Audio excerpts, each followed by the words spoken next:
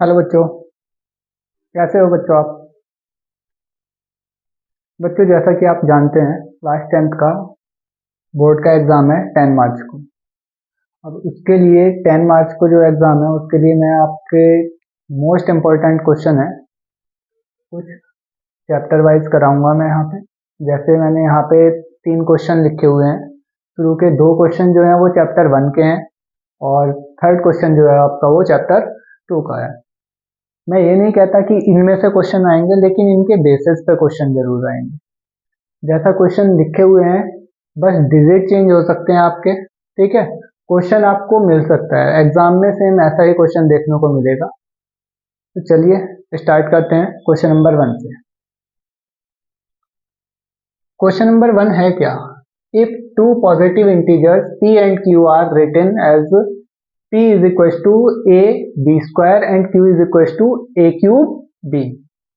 बच्चों, पहला क्वेश्चन है, 2 नंबर दिए गए हैं। पहला है p इज इक्वल टू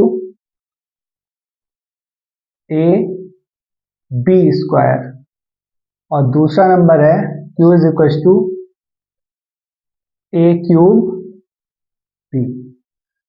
अब इनका हमें क्या फाइंड करना है?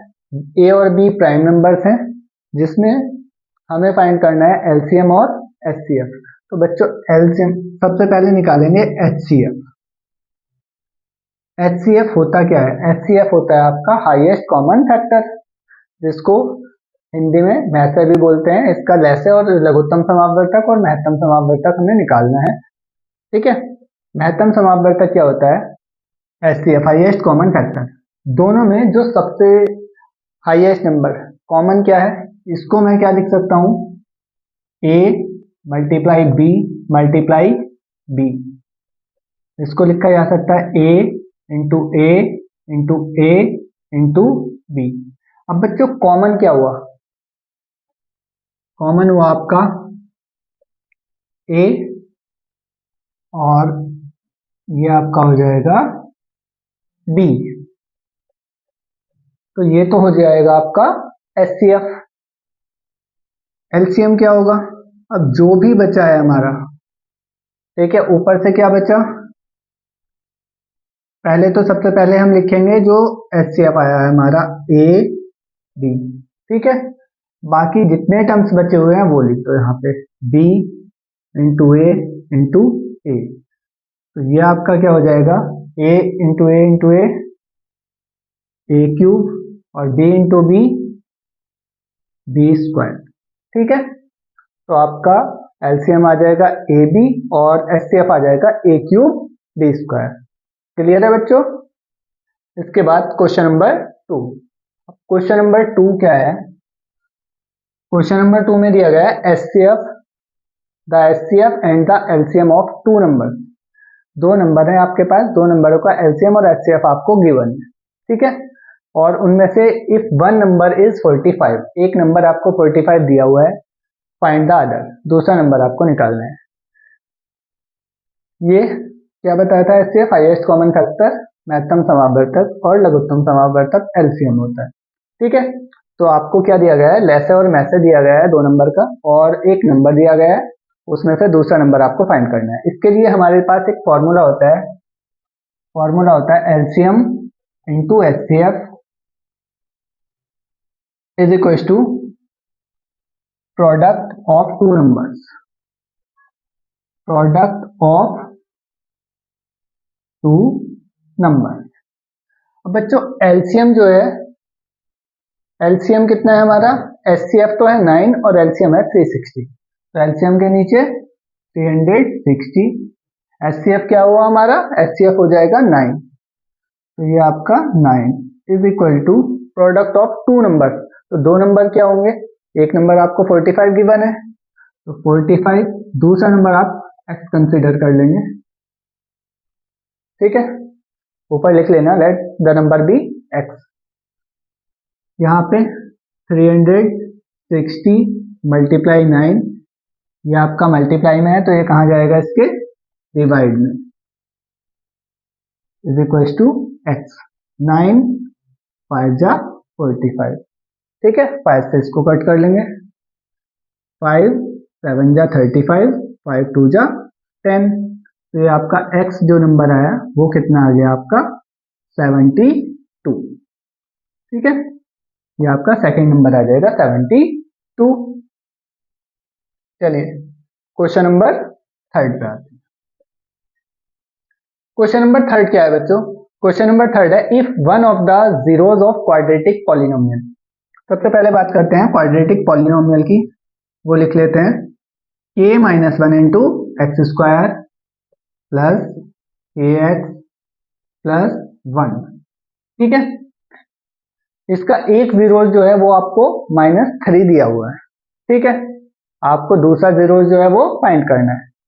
सबसे पहले मैं इसकी कंपैरिजन करूंगा। एक स्टैंडर्ड इक्वेशन होती है आपकी a x square plus b x और plus c is equal to 0 से। तो बच्चों a आ जाएगा आपका k माइनस 1, b आएगा आपका k और c आएगा आपका 1। ठीक है, अब यहाँ पे होता है सम ऑफ जीरोस। एक होता है अल्फा प्लस बीटा और एक होता है प्रोडक्ट ऑफ जीरोस। आपको एक जीरोस दिया हुआ है, लेट अल्फा इक्वल टू -3। आपको दूसरा जीरोस फाइंड करना है जो कि आपका क्या हो जाएगा, बीटा हो जाएगा। मैं आपको दोनों सम ऑफ रूट से और प्रोडक्ट ऑफ रूट दोनों बता देता हूं। Alpha plus beta, alpha plus beta होता है आपका -b/a, -b/a। अल्फा की value -3 plus beta is equal to -b, तो -b की वैल्यू a और a की वैल्यू आपकी क्या है, k माइनस 1। तो बच्चों इससे निकलना तो पॉसिबल है नहीं। ठीक है, तो ये वाले का यूज होगा नहीं। मुझे इस चीज का पहले ही पता था, लेकिन मैं आपको सिर्फ करके दिखाना चाह रहा था कि इसमें होगा क्यों नहीं। क्योंकि देखो ऊपर नीचे दोनों जगह क्या है, k कॉफिशिएंट आ रहा है। अगर हम क्रॉस में भी मल्टीप्लाई करते हैं तो इधर भी k, और यहाँ पे दो कॉफिशिएंट बीटा भी नहीं पता हमें, k की वैल्यू फाइंड करनी है। यहाँ पे हम यूज करेंगे alpha into beta. Alpha into beta equal to c upon a। Alpha की वैल्यू कितनी है, -3, तो हो जाएगा -3। बीटा की वैल्यू क्या है बच्चों, बीटा की वैल्यू फाइंड करनी है हमें, एंड c की वैल्यू 1 और a की वैल्यू आपकी k माइनस 1। अब यहाँ पे बीटा की वैल्यू अगर मैं निकालना चाहूं तो बीटा की वैल्यू क्या आ जाएगी, ये 3 अपॉन में पहुंच जाएगा 3k माइनस 1। ठीक है, कुछ क्वेश्चंस जो होते हैं वो आपके यहाँ पे आके सॉल्व हो जाते हैं, लेकिन अगर ये क्वेश्चन यहाँ पे सॉल्व नहीं हो रहा है तो उसके लिए क्या करना पड़ता है। अगर एक जीरोस आपको गिवन है, तो जीरोस अगर गिवन होता है तो इसका मतलब ये जो है ये पॉलिनोमियल, इस क्वाड्रेटिक पॉलिनोमियल को क्या करेगा, सेटिस्फाई करेगा। तो यहाँ पे आप क्या कर दो, जो -3 वैल्यू है वो इस इक्वेशन में पुट कर दो।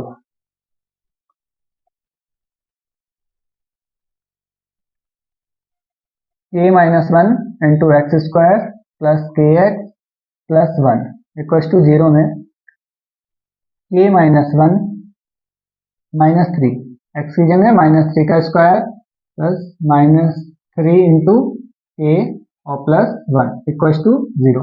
-3 का स्क्वायर 9, तो आएगा 9k minus 1 plus minus -3k plus 1 equal to 0। यह है आपका 9k minus 9 minus 3k plus 1 is equal to 0।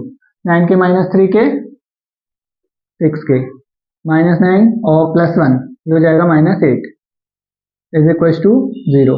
k is equal to आ जाएगा, ये इधर आएगा तो प्लस 8 और 6 इसके अपॉन में, 2 4 जा 8, 2 3 जा 6, तो इसकी वैल्यू आ जाएगी 4/3। अब बच्चों ये करके दिखाने का क्या है, ये क्वेश्चन यहाँ पे सॉल्व नहीं हुआ। अगर यहाँ पे सॉल्व होने का क्या, मैं आपको इसके बाद जो और क्वेश्चंस कराऊंगा उसमें मैं आपको ये वाले प्रोसेस दिखाऊंगा, अल्फा प्लस बीटा वाला, सम ऑफ जीरोस और प्रोडक्ट ऑफ जीरोस वाला। मोस्टली क्वेश्चन जो होते हैं वो आपके अल्फा इंटू बीटा से सॉल्व होंगे, यहाँ पे कॉफिशिएंट वाला दिया गया होगा। जैसे यहाँ पे k माइनस 1 दिया हुआ है, m माइनस 1 हो सकता है। ठीक है, कुछ भी हो सकता है। तो आपको सिर्फ ये वाले जो प्रोसेस है, ये वाला प्रोसेस भी ध्यान रखना है साथ में। ठीक है, आपका सॉल्यूशन जो है, मेन सॉल्यूशन ये है। ये सिर्फ मैंने नॉलेज के लिए आपको बताया था कि कैसे करना है इसमें। ठीक है, आगे जो नेक्स्ट क्वेश्चन कराऊंगा मैं, उसमें मैं आपको पूरा क्लियर कर दूंगा ये चीजें। ठीक है, ओके।